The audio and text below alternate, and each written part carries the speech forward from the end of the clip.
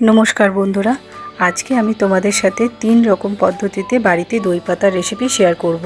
আমি নিয়ে নিয়েছি আমুলের কাউ মিল্ক প্যাকেট দুধ, যেটা বাজারে সহজেই পাওয়া যায়।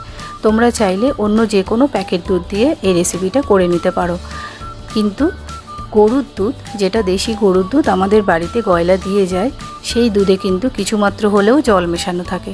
তাই আমি ওই দুধটাকে অ্যাভয়েড করার কথাই বলবো। আমার এক বন্ধু অনেক দিন ধরেই আমার কাছে রিকোয়েস্ট করছেন কিভাবে দই পাতা যায় বাড়িতে, সেটা একটু ওনার সঙ্গে শেয়ার করার জন্য। আমি বিশেষত তার জন্যই এই রেসিপিটা দিচ্ছি। আমি দুধটা ভালো করে ফুটিয়ে নিয়েছি 5 থেকে 7 মিনিট মতন। খেয়াল রাখবে বন্ধুরা, এই দুধটা ফোটানোর আগে কিন্তু এর মধ্যে এক ফোঁটাও জল দিলে চলবে না, কোনোভাবেই এই দুধে জল মেশানো যাবে না। এবার দুধটাকে একদম নির্জলা অবস্থায় আমি ফুটিয়েছি। 5 থেকে 10 মিনিট ফুটিয়ে নেওয়ার পর দুধটাকে আমি গ্যাস বন্ধ করে দিয়েছি। আর আমি দুটো বাটিতে দই বসাবো, একটাতে সাদা মিষ্টি দই, একটাতে টক দই। সাদা মিষ্টি দইয়ের জন্য আমি আমার পরিমাণ মতন বুঝে চিনি দিয়েছি, তোমরা সেই বুঝে কম বেশি চিনি দিতেই পারো। আমি 3 চামচ চিনি দিয়েছি, দিয়ে এরপরে মোটামুটি 250 গ্রাম দুধের দই বসাচ্ছি। আর আরেকটা বাটিতে নিয়ে নিয়েছি টক দই বসানোর জন্য প্লেন দুধ। এরপর আমি ভালো করে চিনি দেওয়া দুধটা চামচে করে সুন্দর করে ফোটানো দুধের মধ্যে মিশিয়ে নিচ্ছি, কারণ যাতে চিনিটা খুব ভালো করে দুধের মধ্যে গুলে যায়। এবার এটা আমি ঠান্ডা হওয়ার জন্য রেখে দেব। এরপর আমি নিয়ে নিয়েছি কড়াই। গ্যাসটা মিডিয়াম আঁচে দিয়ে কড়ার মধ্যে আমি দিয়েছি 3 চামচ চিনি। এবার চিনিটা খুব হালকা করে নাড়াচাড়া করতে থাকবো। নাড়াচাড়া করতে করতে আমি অল্প সামান্য একটু জল অ্যাড করেছি, যাতে চিনিটা না পুড়ে যায়। এই অবস্থায় কিছুক্ষণ নাড়াচাড়া করলেই দেখবে চিনিটা পুরো গলে যাবে।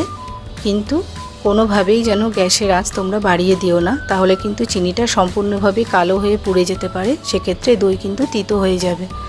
এই অবস্থায় আমি আস্তে আস্তে চিনিটা নাড়াচাড়া করতে করতে দেখব যখন হালকা ক্যারামেলের কালার আসতে থাকবে, যখন একদম লাইট ব্রাউন কালার নিতে শুরু করেছে, সেই অবস্থাতে গ্যাস একদম কম করে দিয়ে আমি ওর মধ্যে ঢেলে দেব যতটা পরিমাণ দই বসাতে চাই সেই পরিমাণ দুধ। এরপর দুধটাকে ভালো করে নাড়াচাড়া করে সেই চিনি ক্যারামেলটার সাথে মিশিয়ে নিতে হবে। এবার ভালো করে মেশানো যখন হয়ে যাবে, তখন এটাকে আমি 1 থেকে 1.5 মিনিট মতন ভালো করে গ্যাসটা জোরে দিয়ে মিশিয়ে নিয়ে একটু ফুটিয়ে নেব। যখন এটার মধ্যে ভালোভাবে ফুট এসে গেছে আর এটা ভালোভাবে চিনিটা মিশে গেছে, সেই সময় আমি গ্যাসটা বন্ধ করে দেব। আমার এবার 3 রকম দুধ রেডি হয়ে গেছে, লাল মিষ্টি দই, সাদা মিষ্টি দই আর টক দইয়ের জন্য। কিন্তু এই 3টে দুধকেই আমি পুরোপুরি ঠান্ডা করিনি, হালকা উষ্ণ গরম ছিল, যার মধ্যে আঙুলটা রেখে তুমি কিছুক্ষণ রাখতে পারবে, ঠিক সেই রকম গরম থাকতে হবে। এবার আমি বাজার থেকে কিনে আনা টক দই, প্যাকেটের দই হলেও চলবে বা মিষ্টির দোকানের দই হলেও চলবে, যে কোনো টক দই বাজার থেকে কিনে এনে ওটাকে ভালো করে ফেটিয়ে নিয়ে এবার ওর মধ্যে 3টে দুধের মধ্যে আমি 2 চামচ করে মিশিয়ে দিয়েছি। মিশিয়ে দেওয়ার পর এবার ভালো করে চামচে করে পুরো ব্যাপারটাকে মিশিয়ে নিতে হবে।